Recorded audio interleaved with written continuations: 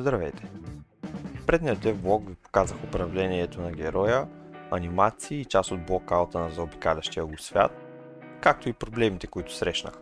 За този влог бях планирал да бъде предната седмица първо, но нещата не винаги вървят по план. Също така исках да направя Enemy и Combat System, както и това как ще изглежда героя, къстъм анимации, UI и меню за играта. Искаше ми се да постигна нещата по-бързо, но за жалост, когато нямаш нужните знания и се учиш и практикуваш и в същото време трябва да работиш обикновената си работа, за да се издържаш. Реално времето е оскъдно и това е причината да не успея да направя видеото на време, просто защото нямаше достатъчно материал, дори за един влог. Може би имах към една минута. Понеже нямам опит и ми отне време да осъзная, че най-вероятно няма да мога да правя видео всяка седмица, а може би веднъж на 2 седмици.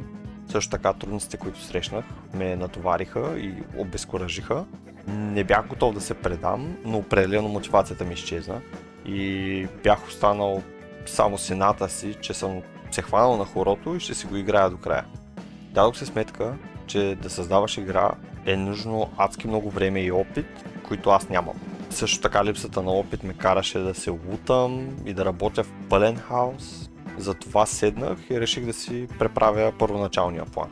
За да успея да направя играта, първо ще направя малки индивидуални проекти, където няма да бързам, а ще се стремя към това да науча повече, дори това да ми коства YouTube кариерата и да правя по-малко видеа на месец.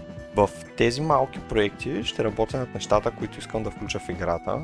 Когато бъдат готови, ще ги имплементирам в основния проект на играта и също така реших да се върна малко назад. Понеже в предния влог показах как може да си намериш герои и анимации безплатно, сега плана ми е да почна работа над героя. Първо ще си направя референс, почна да направя концепт шит, блокаут, моделиране, ригинг и анимация. Трудностите, които срещнах за тези 2 седмици бяха липсата на време, мотивация, умора и отчаяние. Какво успях да постигна?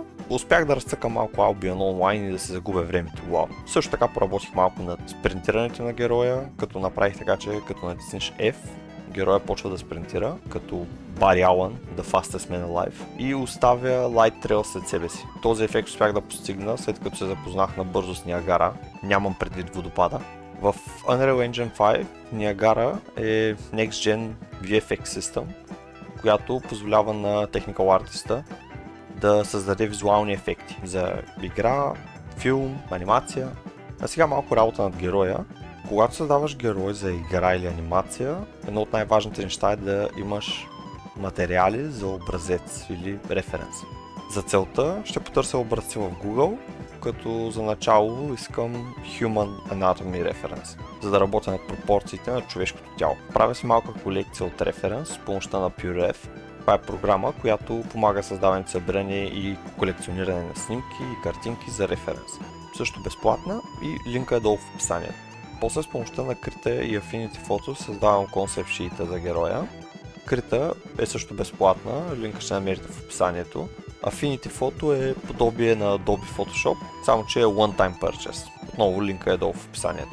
Да се върнем на концепт шита. Това е като скица на героя, по която да се водиш, когато моделираш. Най-добре е концепт шита да е в крайната си версия, за да може като се моделира да е 1 към 1, с много малки отклонения и разлики. Понеже за начало героя ще бъде low poly, за тези, които не са на ти с 3D-то като мен, например, всичко в 3D се гради от точки, наречени vertex points. Ако свържеш 3 такива точки, получаваш триъгълник. Добавиш и още, можеш да направиш квадрат, пирамида, куб и така нататък. Когато създаваш 3D герой, се случва абсолютно същото. Свързваш много въртекси, които да оформят лице или faces, и така се изгражда цялата форма на героя. Колкото повече точки и лица има, толкова по-детайлен е моделът. Ако има милиони, това се нарича high poly. Ако е с по-малко, low poly. В моят случай ще използвам low poly модел, защото няма нужда да е супер детайлен и така ще спестя ресурс и време. Отварям Blender и използвам концепт шита, който вече направих, за да създам героя. След което идва времето да се направя риг за героя.